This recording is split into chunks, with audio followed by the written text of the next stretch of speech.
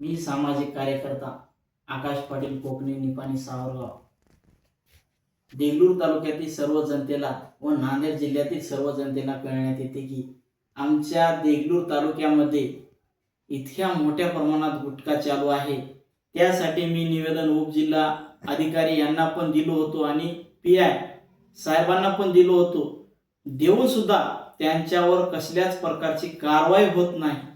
का होत नाही यासाठी मी जिल्हा अधिकारी व अन्न औषध पुरवठा नांदेडचे एसपी यांना निवेदन देऊन मी काल नांदेडहून आलेलो आहे।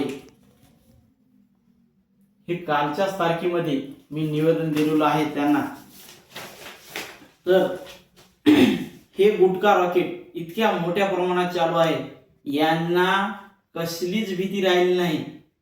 आणि मी तुम्हाला मुद्दामून या व्हिडिओच्या माध्यमातून सांगत आहे, दुकानदार पानपट्टी यांना न पकडता त्यांना जो कोणी डीलरशिप जागेवर आणून देत आहे त्यांच्यावर कडक कारवाई करून त्यांना आणि जो कोणी त्यांना सपोर्ट करते त्या डीलरवाल्याला त्या अधिकाऱ्याला निलंबित केलं पाहिजे।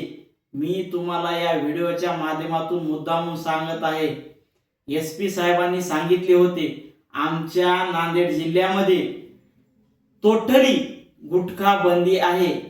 हे कुठं दिसून येत नाही साहेब। तुम्हाला मी या व्हिडिओच्या माध्यमातून एसपी साहेबांना सांगित आहे की देगलूर तालुक्यात तुम्ही येऊन पहा, मोठ्या प्रमाणात पोलीस स्टेशनच्या बाजूलाच अक्षरशः गुटखा मिळत आहे।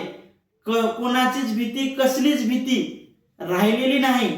यामध्ये राजकीय आमदार असो, राजकीय पुढारी असतील, जिल्हा परिषद माजी सदस्य असतील, तालुका अध्यक्ष असतील, उप तालुका अध्यक्ष असतील, यांनी पण त्या गुटखा रॅकेटला साथ देतात।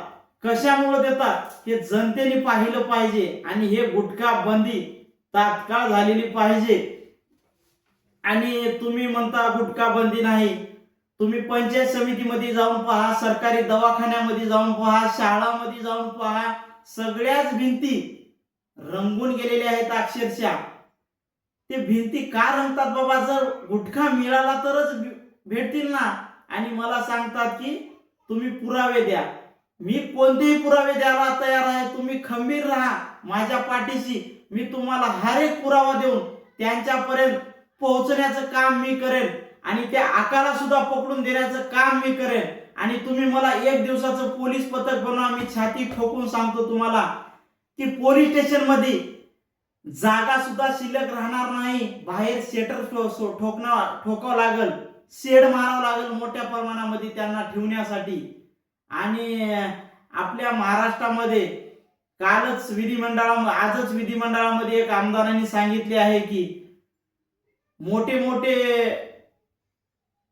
ऍक्टर्स, हिरो यांच्यावर ऍडव्हर्टाइज काढतात, उनचे लोगों की ऊंची पसंद, यांच्यावर सुद्धा कडक कारवाई झाली पाहिजे। आणि जो कोणी देगलूर मध्ये मोठं रॉकेट चालत आहे आणि जो गुटखा सप्लाय करत आहेत त्यांच्यावर कारवाई तर झालीच पाहिजे। कारवाई जर न झाली तर मी येत्या 15 दिवसामध्ये कायद्याच्या नियमानुसार निवेदन देऊन मी सागर गुटखा विमल यांचा शर्ट आणि पॅन्ट घालून आमरण उपोषण आणि त्याग आंदोलन देगलूर उपजिल्हाधिकारी यांच्या समोर करणार आहे। याची नोंद प्रशासनाने घ्यावी आणि घ्यावेच लागेल हे मी सांगत आहे। आणि सर्व पत्रकारांना हात जोडून विनंती आहे की कोणालाच भिवू नका। हे जे मी बोलत आहे ते सत्य बोलत आहे आणि पुराव्यानिशीर बोलत आहे।